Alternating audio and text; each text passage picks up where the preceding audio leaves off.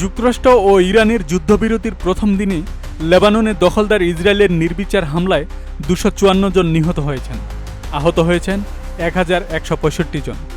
যদিও যুদ্ধবিরতি মেনে ইসরায়েলে হামলা বন্ধ করেছিল লেবাননের সশস্ত্র গোষ্ঠী হিজবুল্লাহ।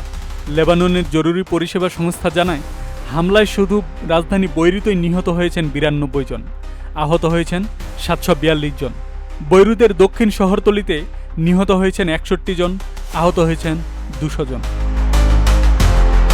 লেবাননে ইসরায়েলের হামলার পর মঙ্গলবার রাতে ইরান একটি আনুষ্ঠানিক বিবৃতি প্রকাশ করে বলেছে, আসন্ন আলোচনার জন্য যে 10 দফা প্রস্তাব তারা দিয়েছিল তার 3টি ইতিমধ্যে লঙ্ঘন করেছে যুক্তরাষ্ট্র।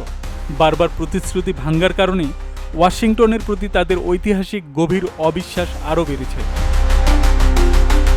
বিবৃতিতে উল্লেখ করা হয়, মার্কিন প্রেসিডেন্ট নিজেই 10 দফা প্রস্তাবকে আলোচনার কার্যকর ভিত্তি বলে বর্ণনা করেছিলেন, কিন্তু তারপরেও 3টি ধারা লঙ্ঘিত হয়েছে।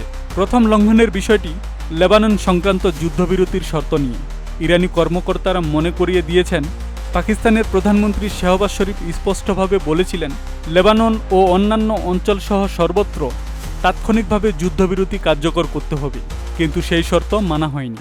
দ্বিতীয় লঙ্ঘন হল ইরানের আকাশসীমায় ড্রোন প্রবেশ। ফার্স প্রদেশের লার এলাকায় একটি ড্রোন ভূপাতিত করা হয়েছে।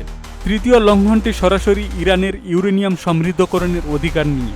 এই অধিকার 10 দফা কাঠামোর 6ষ্ঠ ধারায় স্বীকৃত। ইরান বলছে, এই অধিকার অস্বীকার করা হচ্ছে। ইরানের বিবৃতিতে বলা হয়েছে, যে কার্যকর ভিত্তির উপর আলোচনা হওয়ার কথা ছিল তা খোলাখুলিভাবে এবং স্পষ্টভাবে লঙ্ঘিত হয়েছে।